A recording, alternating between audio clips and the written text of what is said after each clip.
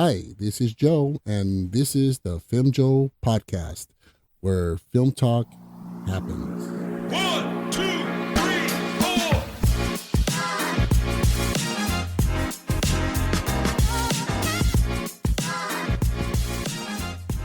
Hi, I'm Joe, your host, and I'm here with Carlos. Say hi. Hi, guys. And welcome to the podcast, where we talk about films, filmmakers, trends, the good, the bad, not so bad, all in the spirit and the love for film. So, on this episode, we're going to talk remakes. Why? Why do we need them?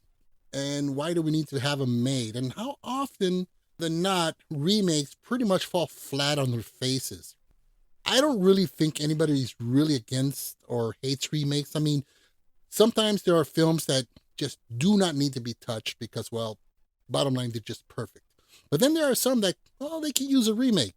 But please, for the love of everything, let's stop calling them reboots or reimagining. Come on, it's a remake. No real need to shy away from the term remake. Technically, it's correct. And I believe it was Tim Burton who started with that crap, right? With the Planet of the Apes. I think so, yeah. Yeah, he called it this is a reimagining. Come on, it's a remake, okay? Let's not be ridiculous here. So, I mean, granted, some films that have been remade, they came out pretty darn good. Some not. So let's dive into this and find out which made the cut and which didn't. Hey, that sounds pretty good. But hey, let me stop you right there. Let's dive into the watch report, man. What have you been up to? What have you seen? Well, let's see. I just finished watching Chernobyl on HBO. That was a damn good show. Yeah, that's insane. I mean, when I was a kid, I remember when it all went down. I was a little kid, and all I knew was that some nuclear reactor blew up and people were turning into toast. Yeah. Yeah, and it was pretty scary, not knowing exactly what happened back then. All I knew is that something devastating happened, pretty much. It was pretty scary. And watching, the documentary, I'm sorry, it was kind of like a documentary. Yeah. But it was very detailed, and it really gave me an insight of what occurred back then. It was a good, it's HBO. I mean, HBO is just kicking it out of the field every single time with whatever they do. Yeah. And I saw a couple of high school reunion films, and it wasn't not intended. I didn't intend to watch 2 high school reunion films. And they came out in the same year, back in 97 they came out. The first one was a film called Gross Point Blank. Okay. With John Cusack. Have you seen this? No. Wow. It's basically about a hitman who's kind of like tiring of his job, and he gets invited to his high school reunion, which he doesn't want to go, but his job kind of sends him that way. John Cusack is fantastic. I mean, he was pretty much an iconic element actor back in the 80s. His sister's in it, Joan Cusack. If you're not familiar with her, when you see her, you'll know. Oh, okay. She's like, the name is obscure, but you recognize the face. Absolutely. It's his sister. Oh, okay. And they work really well together. The other one I saw was a movie with Mira Sorvino and the one who played, I can't believe I forgot, from Friends. Jennifer Aniston? No. That's the only one I know. Okay. Lisa Kudrow, who played Phoebe. It's with the two of them, and it's about a couple of airhead blondes who are going back to their high school reunion. So they were pretty much bookend kind of films that worked really good together. Really nice film. It wasn't as hilarious as I recall the first time I saw it, but it was still pretty good. Pretty much that's it. I mean, saw a couple of episodes of The Last of Us, and geez, does that show it just gets better and better. You're behind. I'm waiting for it to go on like a couple episodes so I can then binge it all in one night. It'll be worth it. This last episode was excellent. So what about yourself? What have you been checking out? I have been checking out my books. I have been very, very busy with school, and I have had zero downtime to myself. I get home, I sleep. I wake up, go to class. Wow. Get back, rinse, wash, repeat. So I have not had the time or luxury to sadly be able to sit down. Not even anime? Not even anime. Wow. I know. 20 minutes. Not even 20 minutes. Wow. Not even But anime. I do plan on going to the movies at some point to watch the new Ant-Man. Okay, cool. Yeah, that just came out recently. Mm-hmm. that pretty much covers it. What do you say we dive into this episode? Huzzah, let's just dive right into it. It's remake time. So we're going to start with one of your favorites, Oh, absolutely. 2015's Poltergeist, about a family whose suburban home is haunted by evil forces, and they must come together to rescue their youngest daughter after being sucked into the television. Yes, Poltergeist, directed by Gil Keenan, and it stars Sam Rockwell and Rosemary DeWitt. So, where do we start with this? First of all, the original Poltergeist. It should not have been remade. Yeah, the original was just a beautiful film, a good old-fashioned ghost story. And the cast was amazing. Greg T. Nelson, Joe Beth Williams as the parents. You have Heather O'Rourke as the angelic little girl who gets sucked into the television. Yeah, the remake pretty much lacked everything. So what was your experience watching it for the first time, the remake? I went into the movie, I was like, okay, maybe it'll be decent, and it lost me within the first 5 minutes where it does the intro with like the swooning pan of the field, and it's like the Poltergeist, and I was like, oh, okay, this is gonna be lazy. I can tell by the intro that in the first 5 minutes of the film, I was like, no, yeah, this is gonna suck. Yeah, you smell that stink a mile away. Yeah, you see it coming, and you're like, I'm not expecting the greatest thing ever, and I'm just expecting like a slap in the face. Well, the original, I mean, you had a combination with Toby Hooper, who directed the film, kind of. Well, he did, with a strong influence of Spielberg's guidance.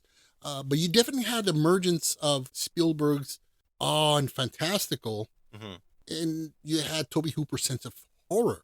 Because as he directed the Texas Chainsaw Massacre, the original back in '74. So Heck yeah.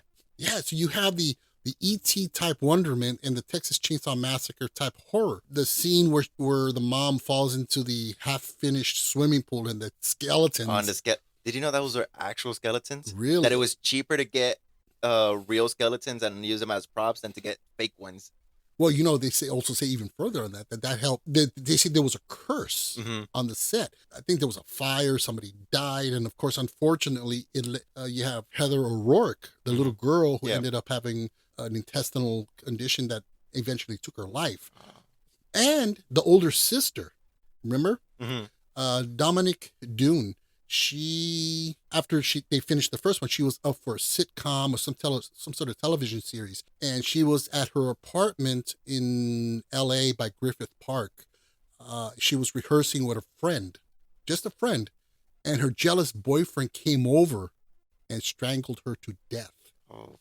So that would be, a lot of superstition led to say that was part of the curse. But it was incredible. You have the little woman who was the spiritualist, the psychic. This house is clean. She was cool, man. She was awesome. It was cool. I mean, I loved her portrayal in the original because she had this attitude of, I am a medium. I can communicate with the dead. Yeah. And, she thinks she's all that. And then it comes down to like getting down to the nitty gritty and putting yourself in danger. She's like, okay, you got it. You got this. Yeah, you can do it. You can do it. Yeah, because when they're about to go into the other side. To bring back the little girl, right? Yeah, and she's like, I'm going to go get her back. And the father's like, no, we'll go or whatever. And he's like, but I'm her father. Yeah, but I'm the medium. And he's like, yeah, but have you done this before? Okay. Good point. You go. I mean, the original was just full of so many iconic moments, and the remake it was dry. I mean, what was the driving force of the original film with the family? It's to bring back the little girl and for the love of the family, Exactly. And even though that was kind of brought upon in the remake, you don't feel it. You don't feel that love and that unity of family, because at the core, it's about the love of family to come together and to overcome evil or whatever harm may befall a family. Right. In the original, I remember something that we talked about one time. I don't remember when, but that the one to bring back the girl from the other side was the mom. Right. Kind of like her, like in a sense, bringing her to life again. And it's like the whole sense of like that mother-daughter love. Right. I don't remember who it was to bring back the little girl in the remake, but I know it wasn't that mom, and I remember not liking that because it was kind of like you don't get that sense of mother-daughter love. Well, that's that's a great point, because I think that was the gist of the whole point of the mother going, instead of, because again, it's the father, he's the protector, and, in the traditional family, but it's the mother who's the giver of life. Hmm. And it was fitting in the original that her mother go to bring her back to the world of the living, which was representative of her giving her life in the Yeah. beginning. So that was beautiful. And again, that's what this one really lacked, was a lot of moments where it was just it's just heartwarming and beautiful. And you wouldn't think of that in a horror movie or a ghost story. Right. And so Overall, the movie just really fell flat. At the end of it, I was mad that I couldn't get back with the time that I put into this movie. no, you were pissed. I was mad. I was heated when I finally saw this. I was like, oh my god. I mean, to tell you, we all finished watching it. That was bad. I looked over to you like, man, that sucked. You were That was pissed. horrible, man. Because Poltergeist is one of your favorites. Yeah, I love Poltergeist. And especially, I mean, there are certain iconic moments in cinema with either a piece of dialogue or a moment where it becomes so engraved in cinematic history. One of those moments is in this film where the little girl is looking, at the TV. Yeah, and they go, she there, here. Yeah, and you cannot duplicate it. Oh, geez. When they try to do it again in this film, Wah, wah, wah. yeah, it was as dry as a rock. And also, I mean, I think it was just grossly miscast. I mean, the original Spielberg had this, overall in his early career throughout the 80s, he had this knack for casting children who were perfect, that they had that. I mean, the little kid from Close Encounters of the Third Kind, Oh yeah, he was great. The kids in Goonies, E.T. E.T., and in Poltergeist, he has a special gift. When you get kids, you better have a damn good casting director or know how, because it can really turn sideways, and that's what Yeah. happened here. When the little girl turns away from the snow on the television screen, and she turns around and she says, "They're here," I cringed. Yeah. It's It didn't hit that mark where you're just like, oh yeah, you're supposed to get goosebumps. yeah. I mean, I've seen Poltergeist 50 times, and every time that scene pops up in the original, I get goosebumps, and I feel that, oh, this is This is where stuff starts rolling downhill. yeah. You just can't. Definitely had no sense of magic, and even it's a horror film, but it still Right. had magic. Correct me if I'm wrong, but Poltergeist in the original, there's a scene in the beginning of the movie where like stuff is starting to go down, like barely furniture moving and all that, and they have the cops come over and they're moving a chair down the walkway, right? Is that Poltergeist, or am I thinking about something else? Oh, you mean towards the end of the film? No, I think it's in the beginning. I don't recall. No? Oh man. Yeah, I don't remember. I don't remember if that was Poltergeist or if I'm just completely lost in track. Yeah, but they changed things a lot around. You got to be careful when you do that with such an iconic film. The original family, they were the Freelings, and in this one, the Masons. I don't know. There's something. And you know what? It's okay when you're doing a remake. It's okay to change names around or locations, but if you do it right, Right. and you bring something new and fresh to it, this one, I mean, look, for example, Fright Night, which I've mentioned a few episodes ago that I had a rewatch on. The original, from 85, 86, around there, there was a remake with Colin Farrell, and it wasn't bad. I prefer the original, maybe for nostalgia, but the remake, it changed things around, a couple things, but it still worked. It gave it its own tonality and its own flavor, and it was a distinction as its own film, and that's cool when you kind of change things around.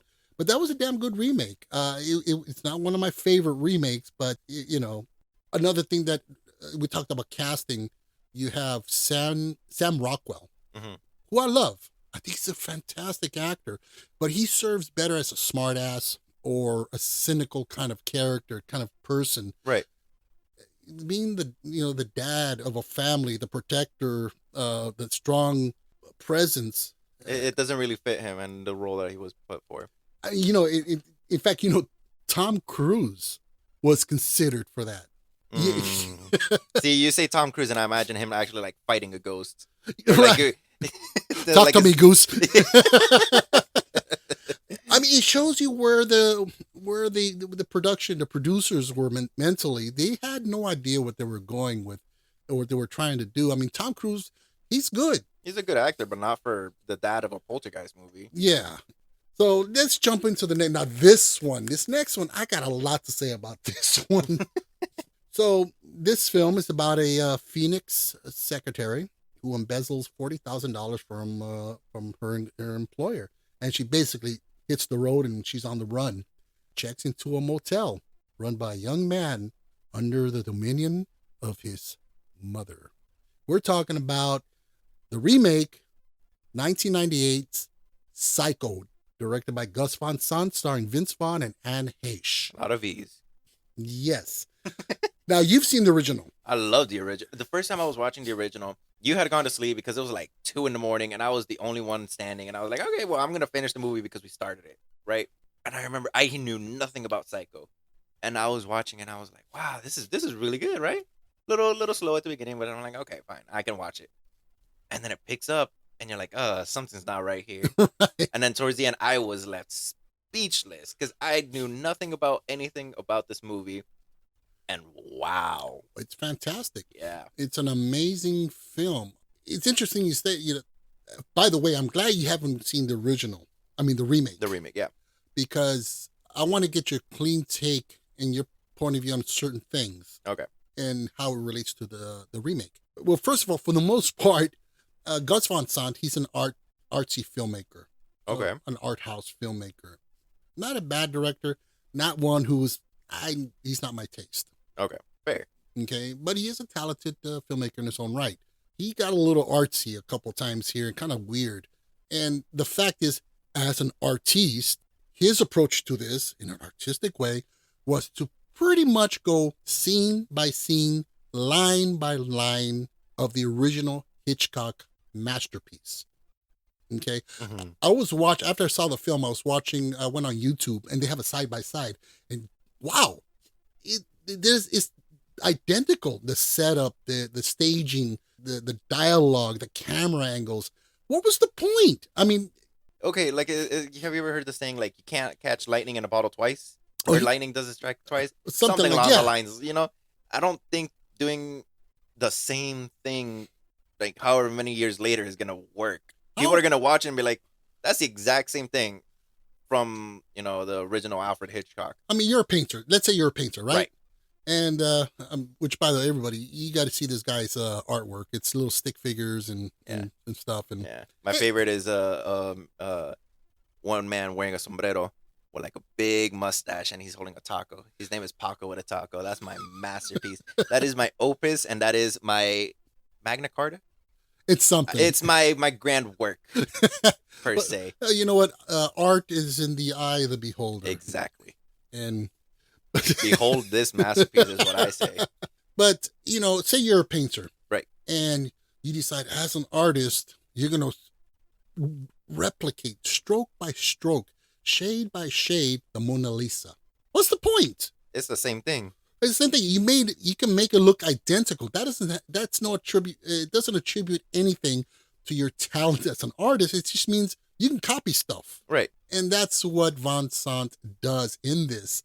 Now, the original, obviously, as we all know, was directed by Alfred Hitchcock and it starred Janet Leigh, Jamie Lee Curtis' mama, and the man, Anthony Perkins. A creepy dude, man. He's Now- a creep. He had those eyes that look into your soul. Yeah, and now I want to get your impression. Did you get a sense of ambiguity or something's off with this guy when you're watching it? Oh, all the time. Anytime I recall the scene where they're, I think, in his office or something. Like a kitchen. Yeah, and there's just a bunch of taxidermy stuff all around. Oh yeah. Yeah, that scene was creepy, man. I was like, ugh. But you Little goosebumps. Yeah, I'm getting him right now. Yeah. I mean, because you sense that something's off with this guy. Yeah, but you can't really pin it at exactly what it is. And you do get a sense of he's awkward around women, Mhm. which is foreshadowing to major plot points later down the line. But you do get a sense that something's off. You get this ambiguity. He's a nice guy. He comes across as very polite, very nice, but something's not right. Mhm. Okay? In this new version, which it's played by Vince Vaughn, Mhm. he comes across, he's just a creep. He's weird. You know, you're not like, something. Maybe he's just weird. No, this guy's weird. Something's wrong with this guy. I mean, imagine yourself you walk into the Bates Motel and there's Anthony Perkins and he's kind of awkward and stuff and you need a room. Odds are, okay, yeah, fine, okay. You might take the room, right? You walk in and you have Vince Vaughn in this Norman Bates role. You're like, you know what? I'm going to take my chances. I'll sleep in the car down the road half a mile. Yeah, and get eaten by raccoons or something during the night. He comes across as a weirdo, and it's not even. There's no ambiguity about his character. You know he's evil, or there's something wrong. He's a sicko, right? And you get that right away. There's the famous peephole scene. Remember? Yeah. Now, you get Norman, and he has this hole in the wall, and you see his little eyeball peeking through. Now, describe to me that scene. What happens in that scene? He looks in, and he's a little eyeball peeking through, and then you see, like, I think I remember a zoom out or something of the sort. I don't know. It's been a while since I saw the Psycho from Hitchcock. Okay, but all he does is, and then when she's done and she goes into he's like, and he walks away. Now, what you get from that scene is, okay, he's a peeping Tom. Yeah. He's kind of, okay, well, now we know there's something up with this guy. He's weird. In the remake, it's set up identical practically. It's almost identical to the original. But Vince Vaughn walks up to the thingy, and it's almost like you can, I'm not even going to imitate what. Like heavy breathing type of thing? Kind of thing. And he's looking, and he proceeds to, how do I put this delicately? To tickle the pickle? Yeah. I'm trying to be discreet here, and this. Yeah, he does. He's pleasuring himself while watching her. Yeah. No. That okay. And you got a little bit of a sound effect. Okay. I'm sorry, but some things just don't really belong in cinema. Like, okay, you have a passionate scene between the two lovers in a romance movie. Okay, you know what? It's their scene in the movie, right? But something, I think he crossed the line. Yeah. I'm not a prude. I watch all kinds of movies that have like extreme, adult jokes. I mean, what was this? Superbad, American Pie, Porky's. I'll watch them. And yeah, they can get pretty nasty, right? But it's within the parameters of the storytelling. Boundaries, There's boundaries. Well, of course, Porky's and all this other. Well, American Pie had no boundaries, but it worked. It worked for what it was. Right. Well, there was no reason for that. I'm sitting there going, why? Why do you? What's the need for that? You're not being subtle. Perkins in the original Hitchcock hinted at you little bits and pieces. There's something wrong with Norman. Here, Gus Van Sant is like, Norman's a perv. Did they hate him? Yeah. Straight out. And right off the bat, you're like, this guy's actually screwed up in the head. Versus, this guy's touched. And, but yeah, you have this definite ambiguity in the original of psychosis. Whereas I think Gus Van Sant is just very obvious with that projection. Now, another famous scene. Do you remember the detective? The one that the staircase. Okay, yeah. Okay. Now, again, that scene is replicated. Okay, to where he's walking up the stairs, and he's almost at the top of the stairs. There comes Norman dressed in his mother's clothes, and slashes his face just like in the original. Right. And the guy goes falling back. Right. And it was a really unique kind of like a GoPro kind of shot, which there was no such thing as a GoPro camera that's attached to the actor, but the camera's following him on the way down, and the stairs have this weird perspective. It was a master shot that Hitchcock created. Well, they duplicate it. Again, there goes the Mona Lisa thing again. He's recreating a masterpiece. So what's the point? Here's the kicker. As soon as he gets slashed in the face and he starts, whoa, I'm falling, right?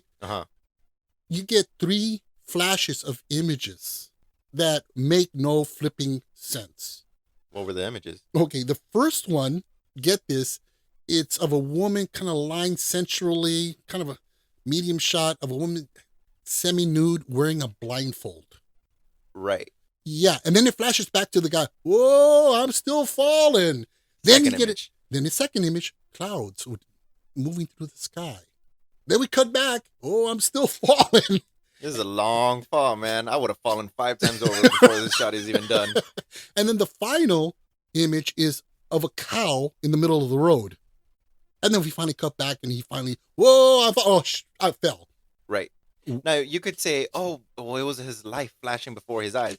If it made sense, I have never seen a cow in the middle of the road. I have never really, I look at the sky all the time. But that wouldn't be what's flashing before my eyes. So and a woman semi-nude with the blindfold. What? Why? Yeah, I'm plummeting to my death and I'm thinking about my parents, my wife, my children, the life I lived. I'm not going to be thinking of a freaking cow and a half-nude woman. I mean, there are people who may, but not me. Right. So I think he was trying to be artistic and creative and expressive and try to do something different. Yeah, garbage. Yeah. I'm sorry. I don't like to crap on movies, but that was garbage. Right. And here's another thing. Now this the remake is set in modern day, or at the time the film was released was 98. Mm-hmm. So everybody's contemporary, modern dressed, cars are modern. The detective, who's played by the great William H. Macy. And for those of you who don't know who he is or haven't, he was in Jurassic Park 3. He was the one who was the father looking for his kids. Oh, okay. An amazing character actor, just one of the best. He's the detective in this. So you go, okay, cool. Okay. Right? I'm not kidding. It seemed as though, well, he's wearing a 1960s, 50s fedora and a suit and tie. He looks like he popped out of the 50s, but yet this is set in modern time. But no, here's the kicker. Uh-huh. It looks like a costume. It looked like William H. Macy, while on the set, that's like, okay, here comes your scene. There's a costume shop down the block, and you got to look like you came out of the 50s. He seemed like a walking anachronism. And I'm saying, what's the point? Well, that came out of left field. Right. Suffice to say, I think it was a waste of time for this film to be made the way it was. Again, we're going to hark back to that point of, you're going to do a remake. Do something original about it. Make it different.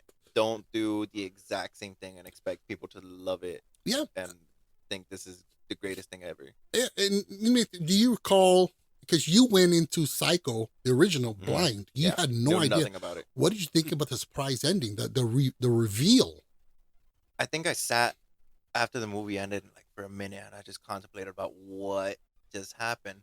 Because it the final scene of that, or the final quarter of that movie, just hits you. Yeah. And you don't expect it. You don't. And by the way, Vince Vaughn, when he reveals himself as Mother, he looks ridiculous. Anyway, enough about Psycho, because I'm getting mad because it was a waste of my life. Next, we're going to go with 1998's Godzilla, directed by Roland Emmerich, and it starred Matthew Broderick, Bueller, Jean Reno, who was Leo the Professional, and Hank Azaria from The Simpsons, one of the voices on there. And it's basically about a French nuclear tests that irradiate, get this, an iguana into a giant monster that heads off to New York City. The American military must chase the monster across the city to stop it before it reproduces. Where do you start with this one? This is another hot mess. Okay, here's the thing. When I first saw this movie, I was like, oh, this is really good. You know, I genuinely enjoyed it. I must have been like 9, 8, and I thought it was like a dinosaur movie. It wasn't until later that I genuinely grew a passion for the Godzilla films, where I went back and watched it and I thought, wow, this was absolute garbage. How do you have a Godzilla movie with no Godzilla roar? You know, the roar sounded like a T-Rex. Or the flame, the blue flame. Anything. You don't see Godzilla until the last 5-10 minutes of this movie. Well, there's a whole backstory because Toho Studios, right? They did the originals. They were involved in this, but they were kind of like, there's a whole story behind it, how they're like, well, we got final say in how the monster looks and so forth. And and they got screwed over. When they saw the final product, or the dinosaur itself would look like a generic dinosaur, Yeah. they were like, oh geez. And it took a long time before they trusted another studio to start it up, which is the 2014 Godzilla, hmm which was really good. That one I genuinely really enjoyed, man. I love Godzilla film. I love any kaiju film. Yeah. I'm a sucker for a good kaiju movie. It was great. And they had, Toho was more involved in this production to make sure it went right. Right. Everything down. I mean, they had the original Godzilla Mhm. design. So that worked. But the whole thing is that Garth, what's his name? The guy who directed the remake, Garth, it'll come to me in a bit. But Roland Emmerich, at this point, he really didn't give a crap about the original source material, or per se even the respect for it. The second time around, there was a lot more respect for the source material and Right. the tonality.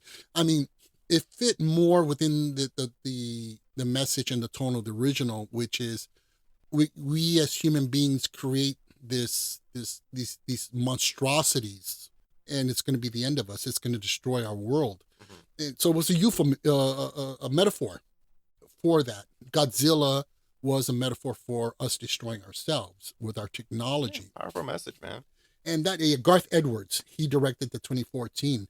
See, it came to you. Yes, it did. And so, the whole design and everything was a direct result. They were just trying to capitalize and on the Jurassic Park boom hmm that came out a few years earlier. So that's why it looks like a dinosaur. It looks like a giant iguana. It doesn't look like a dinosaur, man. It looks exactly like a dinosaur. It is a dinosaur. Yeah. In everything but name, it is a dinosaur. And the casting, Matthew Broderick, who I love. I love a lot of his 80s work. Bueller. Yeah. Project X, Lady Hawk. He did a lot of great stuff in the 80s, and he's a pretty charming actor, hmm but he just didn't fit. Yeah, for a Godzilla film. Yeah. And then you have Hank Azaria, who was, if you remember the film The Birdcage, he was Spartacus, Oh, okay. the housekeeper, and he was hilarious. He just kind of didn't fit. I mean, they kind of had this whole, just a levity in the characters, and I don't think they took it serious. And then Jean Reno, the professional, Mhm. Leon, what's this guy going to snipe the dinosaur, be an assassin and kill Godzilla? No, it was just really bad. And of course, you have the omission of the iconic blue flame and that Godzilla scream. Yeah. It was Godzilla in name only. It was not a Godzilla film. This movie could have easily have been called anything else. Dinosaurs in New York. Yeah, and it would And it would have been like, oh, okay, dinosaurs in New York. Cool. and it would have still been bad. Yeah. Uh, what else can you say about it? It was just bad. By the way, little trivia: what was the title of the film in Japan? The original, Not Godzilla, I'm Nope. imagining. Nope. Okay. Gojira, Oh, okay. which it translates into gorilla whale. Yeah, no, I remember hearing that some part of it, Yeah. Godzilla's name means whale. And I guess, Godzilla, God, like the God of monsters sounded more when it came out here. But anyway, yeah. Nice little factoid. Yeah. So if you want to watch Godzilla, watch the 2014 or watch the original from the 50s on up. I mean, they're cheesy and hokey, but they're head and shoulders above this one. Yeah. So let's move on to the next. We have a film about a brilliant but eccentric scientist who begins to transform into a giant man-fly hybrid after one of his experiments go wrong. We're talking about 1986's The Fly, directed by David Cronenberg, starring Jeff Goldblum and Gina Davis. Now, you have not seen either one of these, the original nor the remake. Neither. You have to treat yourself. Now, see, here's the thing. I know about it, and I know that the effects on The Fly are amazing. Oh, they're incredible. Stan Winston, the legendary special effects man who worked on films like Terminator and Aliens. Sold. That's all you need to know. Sold. You have not say anything else. He does a slamming amazing work with his special effects on this. David Cronenberg, he is a weird director. He's done films. I don't know if you've heard of any of these. Eraserhead, Videodrome, Dread Ringers, Scanners. get a chance, they're strange films, especially Eraserhead. For those of you out there who've seen Eraserhead, you know what I'm talking about. It's basically, I don't know how many, if it's an hour or so, in black and white with and hardly any dialogue. And there's this guy with like an Eraserhead kind of haircut. Okay. And there's a deformed baby that's crying all the time in the room. Interesting. Strange movie. Beautifully photographed. Cronenberg is an amazing, he has a great eye for cinematography. But he's weird. Especially in films like Videodrome. But in this one, it looks like he kind of toned it down a bit, which is good. Because again, he's good at what he does, but I think he toned it down. And by comparison, the original film came out in 1958, I believe. And it was directed by Kurt Newman. And it starred David Henderson and Patricia Owens and the late, great Vincent Price. Amazing. Now, at the time, I've always had the impression, as many do, that this was a B flick, a 50s B flick. And in a sense, it kind of was. But it was head and shoulders above the rest, because this is around the time you have, Mars invades Earth and stuff like that. All these cheesy giant ants attacking the, yeah, they're a sight to see. But this was the original was actually really, really well done. Now, here's an example where you have the Cronenberg version where he changes stuff around. In the original, it's a husband and wife, and he's a scientist. And the whole gist of it is they keep the gist intact with the remake. The original, he basically builds a teleportation device. Right. With pods. And the original is kind of like, they look like phone booths. And he transports stuff back and forth. And he jumps in one day himself. He's like, okay, we're going to do human testing. And he jumps in, and there's a fly in the booth. I kind of imagine hensing the name. And it fuses them, and he starts turning into a fly. In the original, there's the transformation is not really seen. As he starts to transform, he covers his head with like a black cloth as he's trying to find a solution for this. And of course, that was probably for budgetary reasons and logistic elements of special effects. Right. I mean, you couldn't do as much back in the day, maybe as like you could later on. Yeah, and in the remake with Jeff Goldblum, you see his gradual deterioration into becoming the fly. His ear falls off. His teeth start to fall off. Gnarly stuff, man. Very gnarly, the effects. And that's where Cronenberg puts his stamp in, his signature. He can be very, very graphic. And the special effects, you got Cronenberg's twisted imagination and Stan Winston's amazing special effects. Again, this is where they take it in another direction. Again, in the original, it's a husband and wife dealing with this. In the remake, he's a scientist, she's a science journalist following his story. And they fall in love and, and so forth. And she tries to save him. But it works. They changed the location. The original was in France. The remake is set in I believe it's in Toronto or somewhere in Canada. They twisted around, they changed things, but it works. They're taking the classic and they're restructuring. And it was great. Jeff Goldblum really shines as the fly. His mannerisms, his acting, oh geez, you gotta see this. See, I don't need much motivation to end up watching this movie. I just need the time. Yes. And what's amazing, again, keep in mind, this was 1986, the remake was made. No CGI. The special effects will blow your mind. I mean, it's amazing. And the final sequence, well, I'm not going to give it away. Please don't. But, of course, he has to find his demise. Right. The way it's structured in the original versus the remake is a lot different. It's more tragic and heartbreaking in the remake. Oh, okay. Yeah, and it's well done. And that's not giving anything away. The fly has to die, but how that happens, I would recommend have a double feature, watch them both. Because the original is really good. And I think what elevated the original was it was shot in CinemaScope and Technicolor, and they really put time and effort, and it was the highest grossing film for 20th Century Fox that year. That they ended up doing a sequel, Son of the Fly. I'm imagining it was yeah, just like The Fly 2, because there was an inevitable sequel, right? With Eric Stoltz, and that one pretty much stunk up the environment as well. It's kind of like when they did a sequel to The Mask, The Son of the Mask. Oh, that was horrible with Jamie Kennedy, right? Yeah, I think we mentioned that. Yeah, we did mention about it. Yeah, and let's not mention it again. Exactly. Moving forward, we're going to go with a story about a nurse, a policeman, a young married couple, a salesman, and other survivors of a worldwide plague that is producing aggressive, flesh-eating zombies that take refuge in a mega Midwestern shopping mall. We're talking about 2004's Dawn of the Dead, directed by Zack Snyder.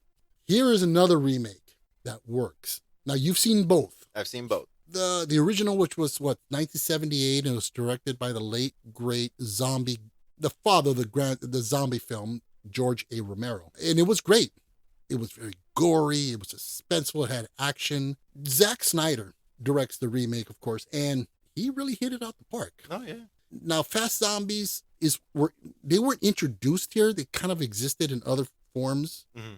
But see, I thought I did something when I told you that. Oh yeah, no, Zack Snyder was one of the first to do the fast zombie thing, and that's where it caught up. And then you're like, no, actually, some people had done it beforehand, and but he popularized it. Yeah, he did it the best. Just shot down my comment. I was like, Sorry to deflate your ego there. Yeah, a little bit. But no, you're right. He really brought that out into the forefront. He got it. Whoa, fast zombies in a big mainstream film. Now, Zack Snyder, to me, has always been a 50-50 director. Yeah. Man of Steel was okay. 300. Oh, 300 was great. Sucker Punch. That was borderline. Batman v Superman. Yeah. Man of Steel was okay. I liked Man of Steel, but it wasn't like, wow. Watchmen, which I thought stunk. Yeah, the whole scene with the Manhattan.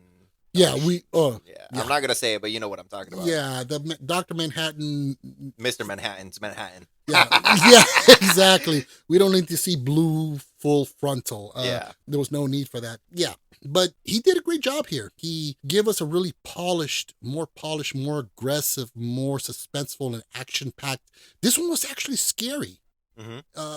I saw this in the theater with had the surround sound speakers and everything in the auditorium, and there's a scene where they have to go down into the parking structure. Remember? Yeah, I remember that. Yeah, and in the dark, and all you hear is you hear these footsteps running back and forth, and it was freaky. I was actually, oh shoot! I was gripping the little handles. I was like, ooh, yeah. So really a great job. He kept the integrity of the original concept, the tonality, the story, the characters, but he took it to another level. Mm-hmm. And I guess you can say, yeah, I mean, those films that I mentioned that Snyder has directed in the past, he has this aggressive nature. He's very frantic and fast-paced. He throws stuff at you and gets you, in your face. Yeah. It worked here. It really did. Especially the opening scene. Remember where the everything is fine in suburbia. Everything is nice. And all of a sudden to wake up, everything has gone to horrible pieces. Civilization has crumbled. Neighbor's daughter is trying to eat your face. Then all of a sudden the husband is trying to eat your face. Oh God. Yeah, it was intense. I was actually, when I saw this, wow, that you don't get that frantic, fast-paced, in your face in the original. Mm-hmm. Again, the original is fantastic. I love the original with George Romero's version, but this one really, it was a great, and what I love is that he kept the tradition of practical effects. I'm sure there was some CGI work in there. Yeah, probably. But I mean, you can't really tell, like, oh, that's CGI. That zombie right there. I mean, most of it, I'm sure, was done with makeup and effect. Yeah, and it was done really, really well. So I applaud Snyder for that. It's a zombie film. It's about practical effects. You got the Tom Savini legacy, mm-hmm. and it works. This one is it's a definite rewatch, and it's definitely a hit, not a miss. Yeah. So pretty much. Oh, and another thing that I really enjoyed about it was the cinematography, which is a staple for Snyder's work. I mean, you look at Sucker Punch, 300, films like that. The cinematography is crisp and glossy. Mm-hmm. And he brought that to a zombie film, which is supposed to be gritty B-flick looking films. He brought a certain sheen and something to the look of it, which I'd never seen before. And I'm a huge zombie fan, and I'd never seen this approach with a zombie film. And that's why I think as far as remakes or as far as zombie films, it's top shelf. It's right up there. Oh yeah, this is one of my go-to zombie movies when I just want to kill a little bit of time. Yeah. So that and also Shaun of the Dead. Oh, Shaun of the Dead. That's one of the best. But completely different zombie film. Yeah, definitely. So now, so that pretty much rounds out the top 5. So we're going to go with some honorable mentions at this point of remakes that did not make the list. We're going to go with 2007's I Am Legend, starring Will Smith, and it's about years after a plague kills most of humanity, transforms them into these really aggressive monsters, and Will Smith is the sole survivor in New York as he struggles to find a cure. But wait, that's not a remake. It's not very good. It's actually it's based on a 1954 post-apocalyptic horror novel by Richard Matheson. This is actually the third remake. The first remake was in 1964 with Vincent Price, Again? the man, and it was called The Last Man on Earth. Pretty good film, your standard 50s, early 60s horror film, and they weren't like these crazed monster zombie types. They were like just these deformed kind of. It was different, and it really wasn't. It wasn't scary. It was interesting. It's an interesting film. And then the second remake was in 1971 called The Omega Man, starring Charlton Heston. Now that was weird. 70s movies, 71, 72, 70, those horror movies, low budget films. They used a stock of film that really exaggerated colors. Reds are reds, blues are blues, and you saw every single. It was just unnerving. And the monsters were these bleached looking people with white eyes that lived underground like moles. Like mole people. Yeah, I was about to say like mole people. Yeah, not very good. So this is the third remake, and it was definitely the best. And it's interesting because this one actually leans towards, gives you a zombie feel more than the first two iterations did not have. But they're not zombies. And like monster creature hybrid human things. Yeah. So that was pretty good. So the sequel, there is a sequel in the works right now, actually, to that with Will Smith and Michael B. Jordan. And it's set decades after the original. So it's in current development, or it may be going into production soon. So that's one to watch. And that was definitely, you can call that a hit, not a miss as far as the sequel goes. The next honorable mention we're going to go with is West Side Story. Basically with, Rita Moreno, about two youngsters from rival New York gangs who fall in love, but tensions between their retrospective friendship builds towards tragedy. Basically a modern retelling of Romeo and Juliet. And yeah, I realized you lost the words. You were like, the thing from the Shakespeare. Man, Shakespeare. There you go. And the remake was made in 2021, and that was an excellent remake. Spielberg thought he did possibly what you thought would be impossible to do, which is improve upon, if not just make better, a classic film from 1962 or 61 was the original. And that's a great film. But the problem with that is, me being Puerto Rican, there was only one Puerto Rican in the entire film, that was Rita Moreno. And everybody else is just acting Puerto Rican. And they were acting Puerto Rican.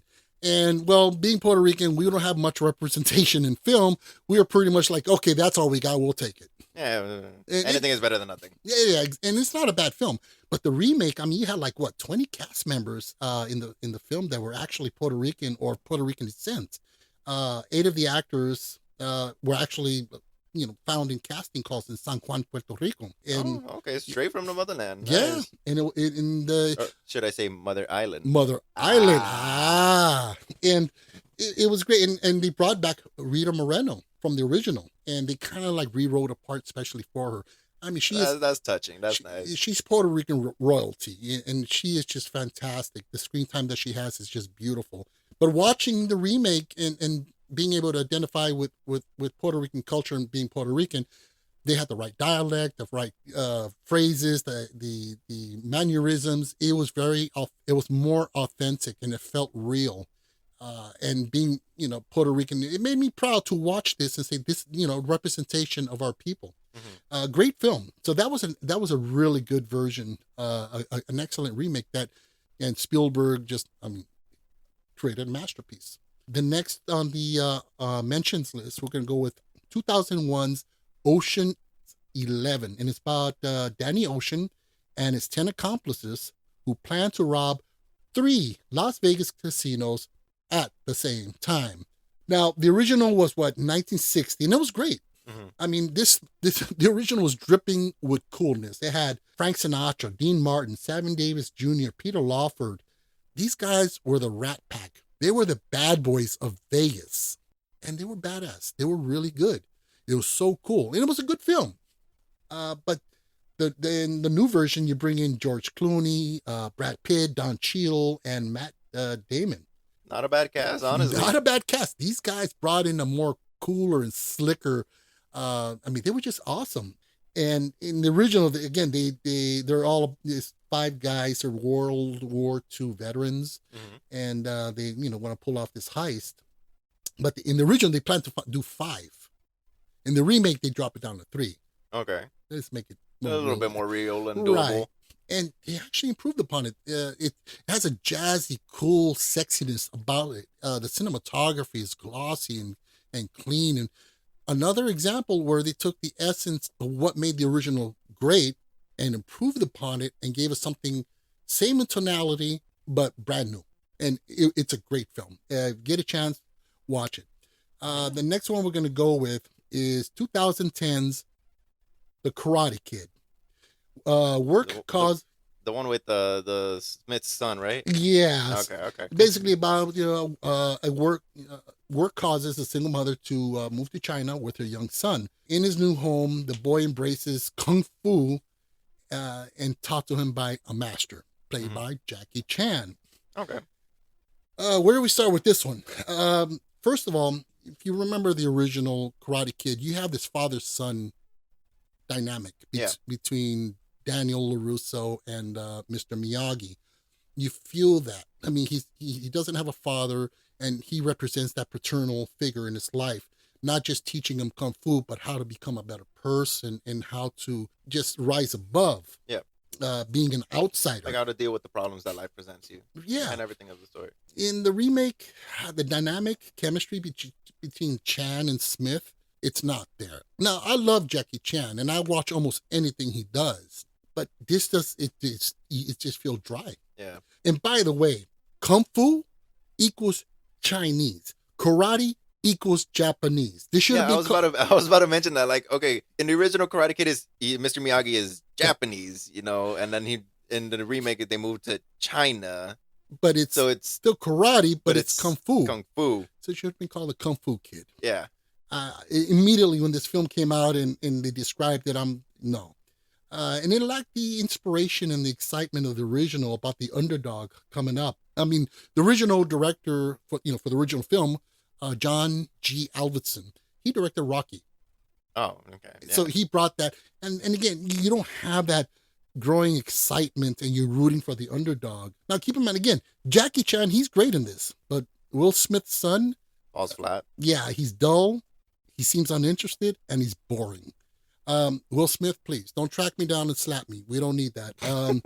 So we'll just move along before this gets any worse. The next one is 2019's Child's Play. A single mother gives her son a much sought after doll for his birthday, only to discover it is possessed by the soul of a serial killer. The only thing I liked about the remake was that the voice of Chucky was Mark Hamill. Yeah. And that pretty much pinpoints about all that I enjoyed about this movie. And Mark Hamill's a great voice actor. He is an amazing voice actor. But you can't. Oh man, I mean, Michael, what was his name? The guy who did the original, Brad Dourif. He's Chucky. That's the voice of Chucky. As great as Mark Hamill is and always will be, he's not Brad Dourif. He has become synonymous. His voice is synonymous with Chucky. Take that away, doesn't work. Plus, they use some CGI in the new version. I mean, watch the original. The animatronics, the practical effects, the puppetry will blow you away. You're like, this freaking thing is alive. Yeah. You believe it, and it's scary. One scene from the original that kind of like sent me goosebumps was when the mom picks up the little Chucky doll and it speaks to her, and then she opens up the battery compartment to take it out, and it's not there. I was like, oh, Jesus. Oh, I loved it. And I had high hopes for the remake, but again, this is around the time that Hollywood was poking its nose into doing remakes of iconic horror films like Friday the 13th, Candyman, which I have not seen. It's okay. Yeah, and A Nightmare on Elm Street. Richard England, who did the original, he is and forever will be Freddy Krueger. Oh yeah, that voice.